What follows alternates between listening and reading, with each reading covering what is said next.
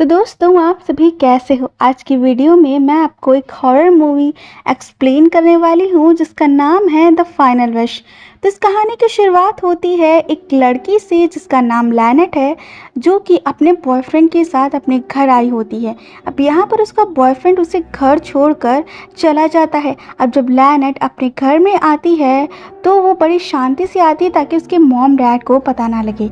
अब वो वॉशरूम में जाकर अपना मुंह धो रही होती है, लेकिन तभी उसे एहसास होता है कि उसके घर में एक साया है। अब लैनेट को डर लग रहा था कि इतनी रात में घर में कौन है। वो अपने मॉम डैड को आवाज़ लगाती है, लेकिन कोई भी उसे जवाब नहीं मिलता है।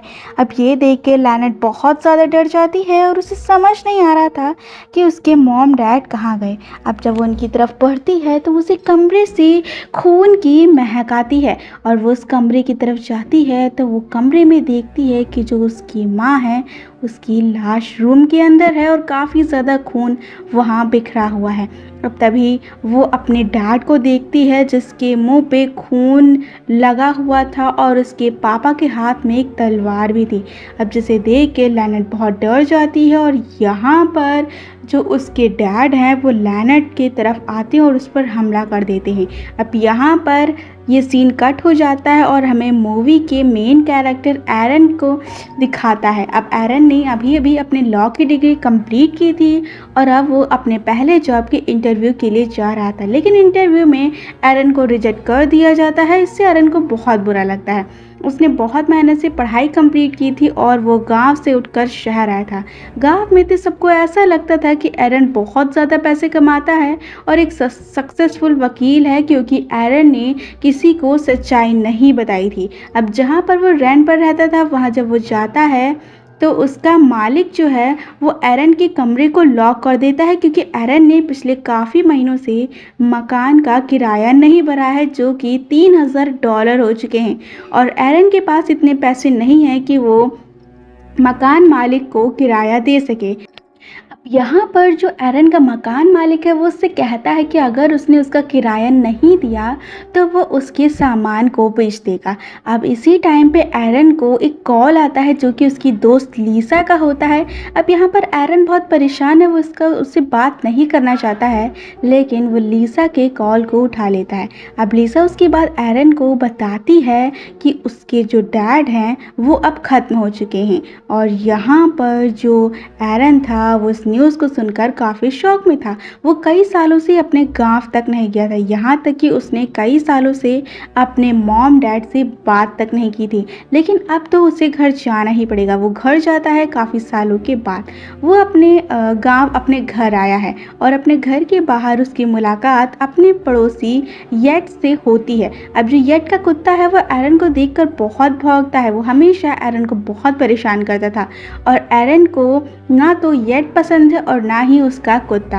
एरन को बहुत गुस्सा आ रहा था, लेकिन वो बेचारा कुछ भी नहीं कर सकता था। वो अंदर अपने माँ केट के पास जाता है और केट बहुत उदास है।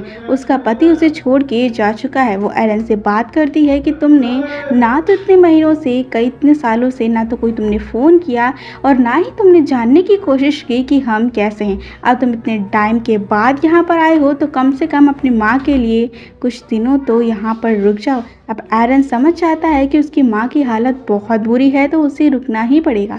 अगले दिन उसके डैड का फ्यूनरल होता है, जहाँ पर उसकी दोस्त लीसा भी आती है। एरन बचपन से लीसा से बहुत प्यार करता था, लेकिन वो आज तक लीसा से अपने दिल की बात नहीं बोल पाया। और यहाँ पे लीसा डेरेक नाम के एक आदमी को डेट कर रही थी जो कि अब पुलिस में है।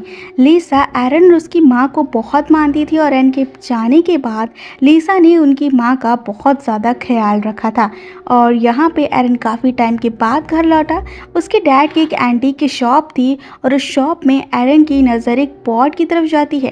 एरन को लगता है कि इन सारे सामानों को बेच के शायद वो मुझे $3000 उससे मिल जाए और जिसकी मदद से वो अपने रेंट को चुका पाए और मुझे दोबारा घर में रहने के लिए भी मिल जाए। अगली सुबह वो यह फैसला करता है कि वो अपने डैड की दुकान की हर एक चीज़ को बेच देगा। वो अपने घर के बाहर सामानों का सेल लगाता है। लिसा भी वहाँ पर आती है और लिसा एरन को समझाने की कोशिश करती है कि पहले अपनी माँ से बात कर, लेकिन एरन को तो किसी से भी बात नहीं करनी थी। और तभी वहाँ पर एरन की दोस्त टायरन आ जाता है और लिसा टायरन को देख के वहाँ से चली जाती है।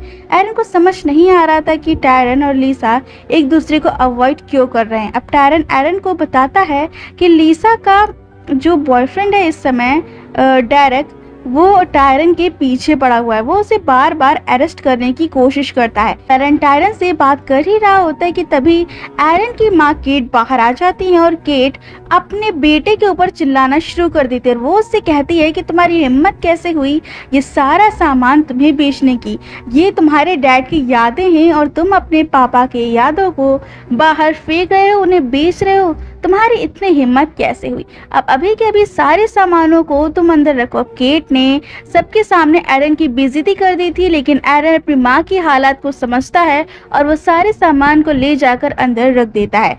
और जैसा कि यहाँ पे हमने पहले ही बात की थी एक पॉट की, तो यहाँ पर जो एरन है वो इस पॉट को अपने पास रख लेता है और इसे बेचने की कोशिश करता है।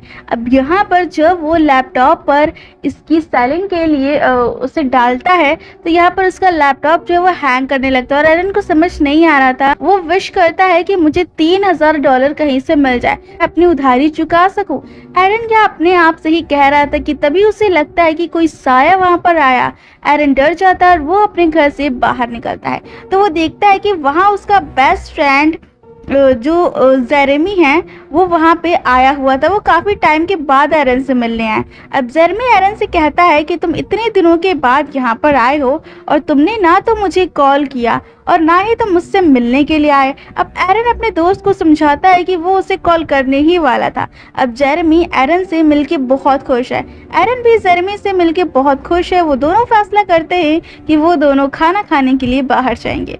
वो दोनों एक रेस्टोरेंट में जाते हैं जहाँ पर जेरेमी एरन से पूछता है कि क्या तुम लिसा से मिले हो। एरन कहता है कि हाँ। तो फिर यहाँ पे जेरेमी एरन को बताता है कि तुम्हें पता है कि लिसा की जो हालत है वो बहुत बुरी है। यहाँ पर जो उसका बॉयफ्रेंड है वो लिसा को बहुत मारता है और उसे टॉर्चर करता है।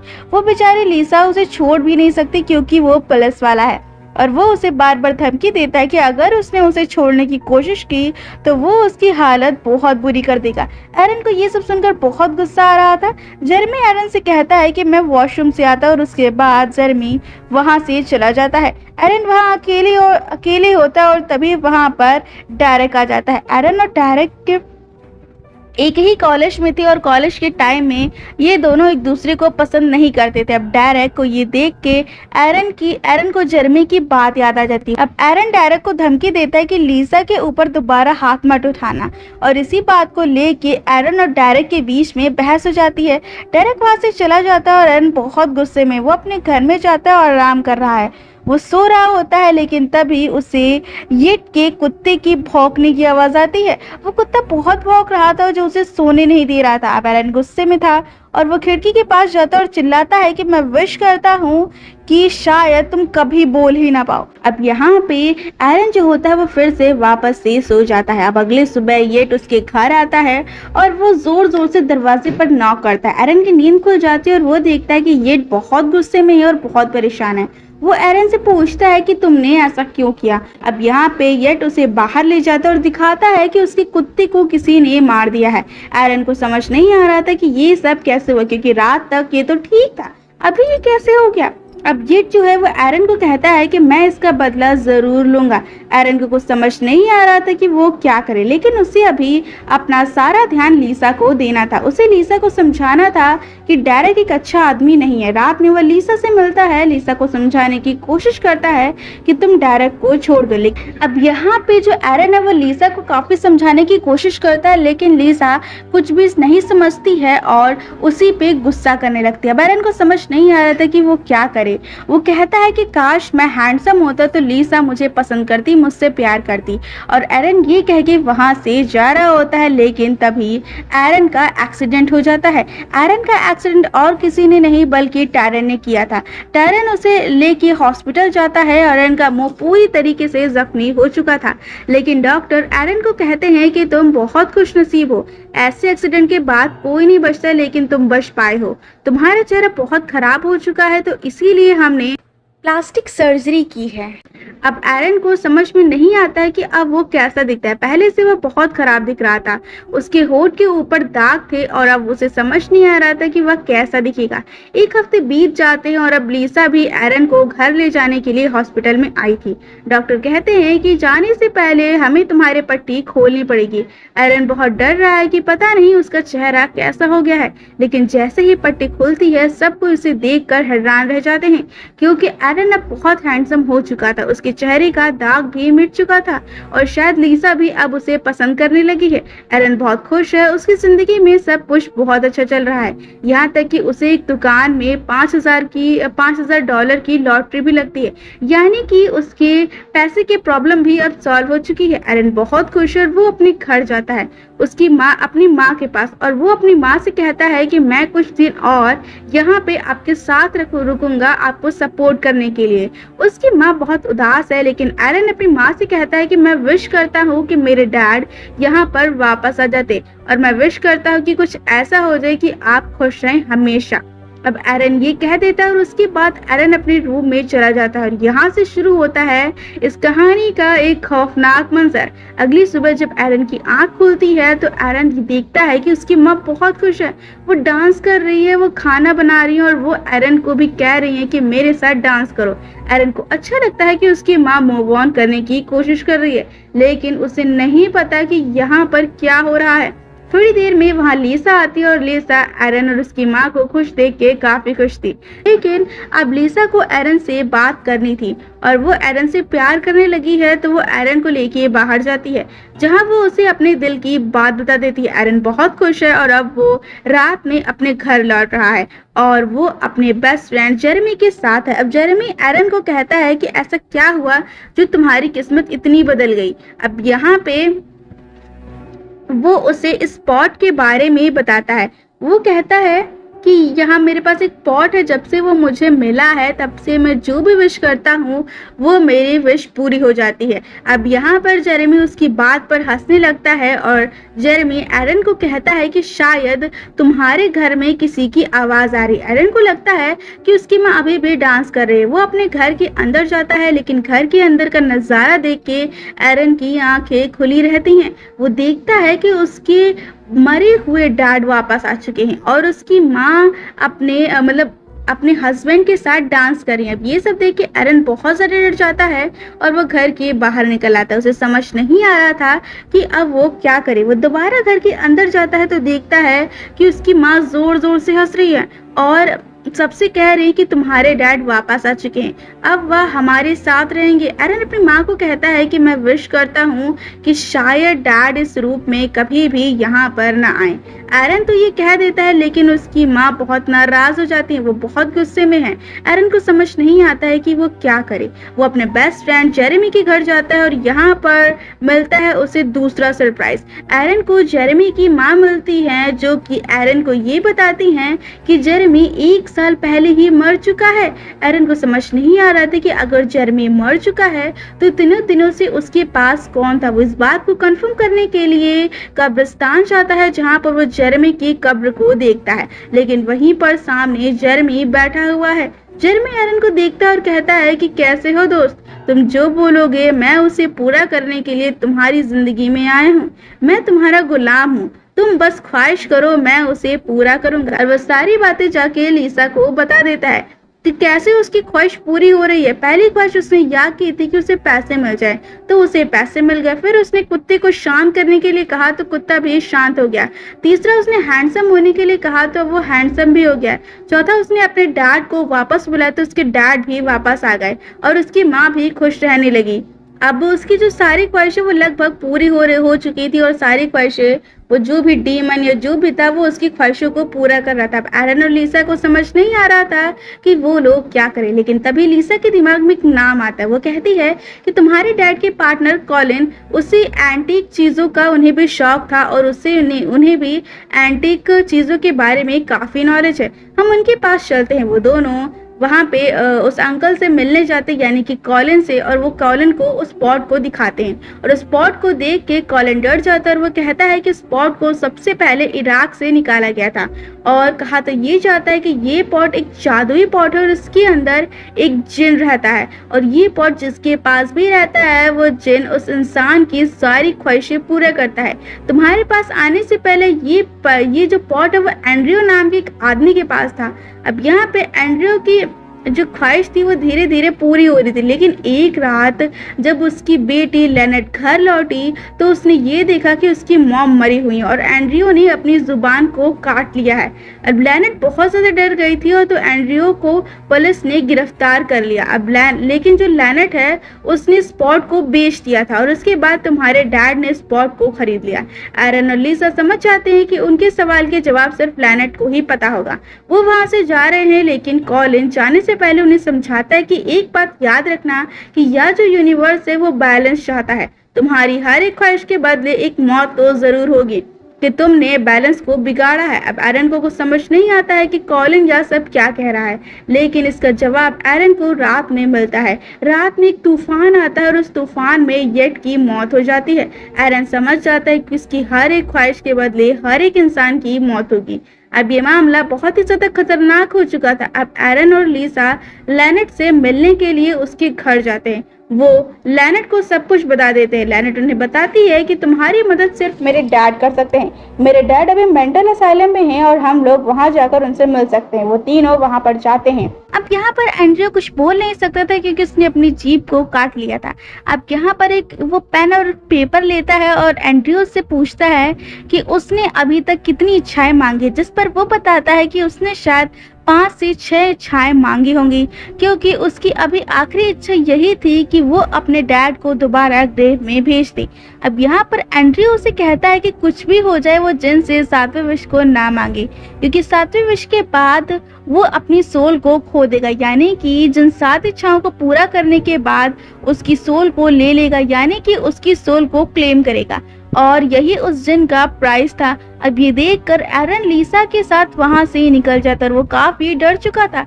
अब ये सब जानकर लीसा उससे पूछती है कि अब वो क्या करेगा। इस पर वो कहता है कि वो अपनी माँ के साथ वापस शिकागो चला जाएगा, लेकिन लीसा उसको याद दिलाती है कि वो इससे भाग नहीं सकता क्योंकि ये चीज उसका पीछा करती है और वो उससे कनेक्टेड है क्योंकि वो शापित हो चुका है। अब एरन भी जो था वो लाचार था कि वो अब क्या करे। अब तभी वहां पर उसे अजीब लगने लगता है क्योंकि उसके आसपास के लोग अजीब बर्ताव कर रहे थे, इसीलिए वो दोनों वहां से बैठकर चले जाते हैं। वो घर जाते हैं जहां पर एरन देखता है कि उसकी माँ जो है उसने खुद को खत्म कर लिया था, और ये देखकर जो एरन है उसका दिमाग खराब हो जाता है। वो काफी दुखी था, जिसके बाद वो अकेला अपने रूम में बैठा हुआ था जहाँ पर वो जिन एक और विश मांगने के लिए उसे उकसाने लगता है। वो उसकी माँ लीसा और जेरेमी का रूप धारण करके उसके सामने आता है। अब वो अफसोस के साथ 911 को कॉल करता है ताकि वो अपने मॉम की बॉडी को यहाँ से निकलवा सके। वो सोच रहा था कि शायद वह खुद को भी पकड़वा देगा जिससे कि वो विश ना मांग पाए, लेकिन तभी होता ये है कि एरन के घर पर डेरेक आता है जो कि एक शेरिफ था, और वहां आकर वो एरन से कहता है कि वो लीसा से ना मिले वरना उसके लिए ठीक नहीं होगा। वो उससे लड़ने लगता है। अब तब एरन अपने एक और विश मांगता है और कहता है कि मैं विश करता हूँ कि वो लीसा को कभी ना देख पाए, और तभी यहाँ पर एरन फंस जाता है क्योंकि डेरेक के रूप में कोई और नहीं बल्कि ये जिन होता है। ये देखकर एरन को काफी अफसोस होता है क्योंकि उसने गलती कर दी। अब यहाँ पर जिन उसकी तरफ हंसते हुए कहता है कि जैसी तुम्हारी इच्छा। मीनवाइल हम लीसा को देखते हैं जो कि टैरन के घर आती है। दरअसल डेरेक ने टैरन पर इल्जाम लगाया था कि वो ड्रिंक करके कार चला रहा था। उसने उसके ऊपर केस कर दिया था। यहाँ पर लीसा टैरन को ये बताने आई थी कि सुबह से जो डेरेक है वो टैरन की बेल को रिवर्स करने की कोशिश कर रहा था और वो उसके खिलाफ हो चुका है। अब यहाँ पे जो टायरन है वो सीधे डायरेक्ट के घर आता है उसे मारने के लिए। अब यहाँ पर वो उससे पूछता है कि वो केस को रिवर्स करके उसे फंसाना क्यों चाहता है। अब यहाँ पर डायरेक्ट कहता है कि उसने ऐसा कुछ भी नहीं किया है। अब यहाँ पर जो लीसा है वो बाहर आती है और टायरन को रोकती है डायरेक्ट को मारने से। अब यहाँ पर जो टायरन है वो लीसा से कहता है कि तुम एविडेंस लाओ जिसके जरिए कल डायरेक्ट अपने उसके अगेंस्ट खड़ा ना हो सके, लेकिन लीसा को तो इसके बारे में कुछ नहीं पता था, लेकिन टायरन कह रहा था। खैर यहाँ पर सब कुछ शांत हो जाता है और टायरन वहां से जाने लगता है, लेकिन डायरेक्ट उठकर टायरन पर हमला कर देता है, जिसके बाद टायरन डायरेक्ट को ही शूट करके जान से मार डालता है। यानी कि अब ये तो समझ में आ गया होगा कि उस वक्त टायरन के पास लीसा नहीं बल्कि वो जिन गया था उसके रूप में, ताकि वो भड़का सके उसको। दरअसल ये सारी चीजें एरन की ही विश का हिस्सा थी। उसने जो विश मांगी थी कि डायरेक्ट अब कभी लीसा को ना देख पाएगा, और वो सच में हो गई थी। अब तभी वहां पर एरन आ जाता है यह सब रोकने के लिए, लेकिन काफी देर हो चुकी थी। वो लीसा को सब कुछ बताता है कि उसने क्या विश मांगी। अब यहाँ पर टायरन को कुछ समझ में नहीं आ रहा था, उसे लग रहा था कि सब उसके खिलाफ हैं। जिन ऐसा दिखा रहा था जैसे कि वो उसके खिलाफ ही बात कर रहे हों। अब तभी होता ये है कि गलती से टायरन शूट कर देता है और गोली सीधे लीसा को लग जाती है, जिससे कि लीसा वहीं पर अपना दम तोड़ देती है। ये देखकर टायरन खुद को शूट कर लेता है और एरन इन सब से काफी दुखी था और उसे एहसास हो चुका था कि ये सब उसकी गलती है, और इसीलिए अब वो अपनी आखिरी इच्छा को मांगता है। तो यहाँ पर वो अपनी लास्ट इच्छा को मांगता है कि वो उसी दिन मारा जाए जिस दिन टायरन ने उसे गाड़ी से ठोका था, और जिन उसकी इस विश को पूरा कर देता है, क्योंकि यही तो वो चाहता था कि उसकी सोल उसकी हो जाए। अब वो उसी वक्त में पहुंच जाता है जहां पर टायरन ने उसकी कार को उड़ा दिया था, जिससे कि उसकी वहीं पर मौके पर मौत हो जाती है। जिसके बाद सीन चेंज होता है और हम देख पाते हैं कि एरन अभी भी जिंदा है और वो अपने बेड से उठता है पानी पीने के लिए।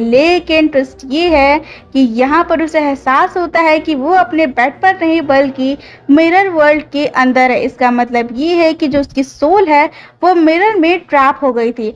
और हमने टर्किश मूवीज में देखा है कि जो जिन्स होते हैं वो मिरर वर्ल्ड के अंदर ही रहते हैं, इसीलिए वो इतना इजीली गायब हो सकते हैं। इसका मतलब यही था कि जैसा कि एंड्रियो ने कहा था कि अपनी सातवीं इच्छा को ना मानना, और इससे साबित होता है कि विलियम ने अपनी जीभ क्यों काट ली थी ताकि वो अपनी सातवीं इच्छा को ना मांग सके। और सबसे बड़ी बात ये थी कि एंड्रियो की बात को ना मानकर ये साबित हो गया कि सातवें विश मांगना कितना भारी पड़ सकता है। अब यहाँ पर रियल में उसकी सोल अब जिन की हो गई थी, जिसको अब वह अनंत काल के लिए टॉर्चर करने वाला था। खैर इसके बाद सीन चेंज होता है और हम केट को देख पाते हैं जो कि अपने हस्बैंड की कुछ एंटिक चीज़ों को बेच रही थी। शायद वो इसीलिए कर रही थी क्योंकि उसका बेटा भी ऐसा करना चाहता था, लेकिन उसने उसे ऐसा करने से रोक दिया था। और हम जानते हैं कि यहाँ पर सबकी मेमोरी जो थी वो फिर से नॉर्मल हो गई थी, यानी कि